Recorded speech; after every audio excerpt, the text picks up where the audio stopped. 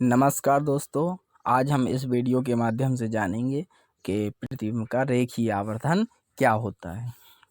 तो आइए शुरू करते हैं और देखते हैं रेखीय आवर्धन क्या होता है। पृथ्वी का रेखीय आवर्धन या इसे कहेंगे रेखीय आवर्धन, इसको m से प्रदर्शित करते हैं। तो शुरू करते हैं, इसकी परिभाषा देखते हैं। वस्तु के प्रतिबिंब की लंबाई तथा उस वस्तु की लंबाई के अनुपात को क्या कहते हैं? उस प्रतिबिंब का रेखीय आवर्धन कहेंगे। क्या कहेंगे? रेखीय आवर्धन कहेंगे। यदि प्रतिबिंब की लंबाई कैसी हो? आई हो, और वस्तु की लंबाई क्या हो? ओ हो, और उस प्रतिबिंब का रेखीय आवर्धन क्या हो? स्मॉल m हो, तो क्या हो जाएगा? m बराबर आई बटे क्या हो जाएगा? ओ। तो रेखीय आवर्धन क्या हो जाएगा? आई बटे ओ। या यहाँ पे लिखा देखो, यदि प्रतिबिंब का रेखीय आवर्धन m हो तो m बराबर प्रतिबिंब की लंबाई बटे वस्तु की लंबाई। अब कहा गया यदि दर्पण से प्रतिबिंब की दूरी क्या हो? v हो, और दर्पण से वस्तु की दूरी क्या हो? u हो, तो रेखीय आवर्धन क्या होगा? तो रेखीय आवर्धन बराबर क्या होता है? दर्पण से प्रतिबिंब की दूरी और दर्पण से वस्तु की दूरी। तो क्या हो जाएगा? तो m बराबर रेखीय आवर्धन m बराबर आई बटे ओ बराबर u v बटे u। अब इस चित्र को देखते हैं। चित्र में क्या है? ए बी एक क्या है? वस्तु है। ए बी क्या है? वस्तु है, और इस वस्तु का प्रतिबिंब क्या है? A1 B1 है। प्रतिबिंब का आवर्धन क्या हो जाएगा? प्रतिबिंब की लंबाई बटे वस्तु की लंबाई। हमने इसको इक्वेशन क्या किया? पहला इक्वेशन दे दिया। अब इसका हम निगमन देखते हैं। अब इस मान लो एक चित्र लिया है हमने, ये वाला एक चित्र लिया हुआ है, तो इसको देखते हैं। त्रिभुज ए पी बी ये वाला त्रिभुज, और दूसरा त्रिभुज कौन सा त्रिभुज है? A1P B1 ये वाला त्रिभुज। ठीक है, इस त्रिभुज में ये वाला कोण और इस त्रिभुज का ये कोण आपस में कैसे हैं?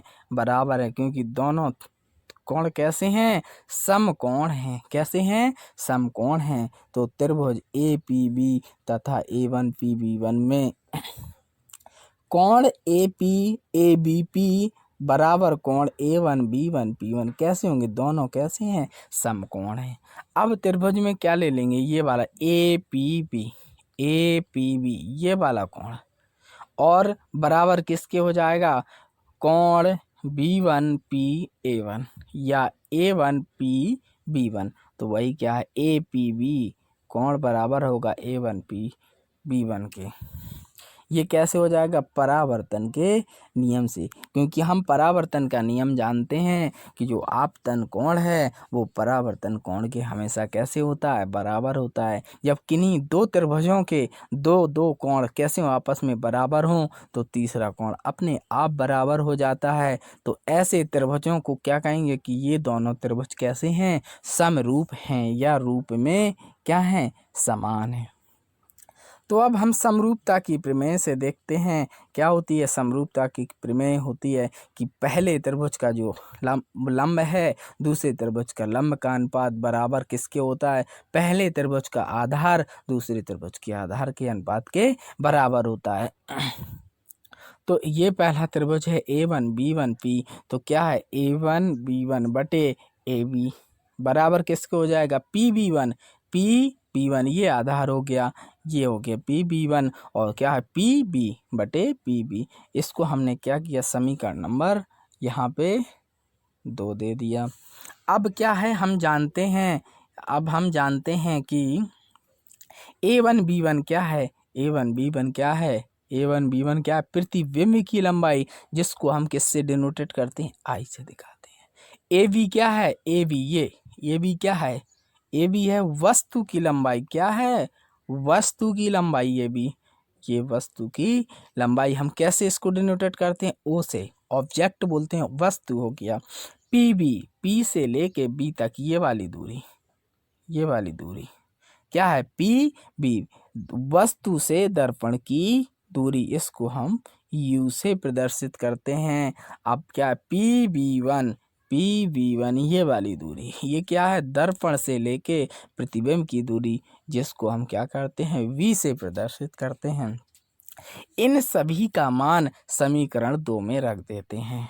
तो इसलिए समीकरण 2 में मान रखने पर किसका मान, A1 B1 AB PB और PB1, इन सब का मान कहाँ रखेंगे हम, इक्वेशन नंबर 2 में रखेंगे। कौन सा वाला इक्वेशन है, ये इक्वेशन नंबर 2 में।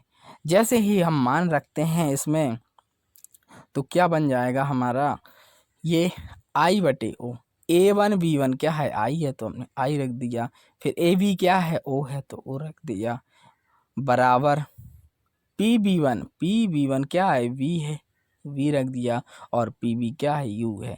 तो ये क्या बन गया, I/O बराबर V/U, और I/O क्या होता है, आवर्धन, क्या होता है, आवर्धन। तो ये क्या, अर्थात M बराबर I/O बराबर V/U, यही आवर्धन कहलाता है। तो इस तरीके से हमने आज जाना आवर्धन क्या होता है और उसका निगमन कैसे करते हैं। और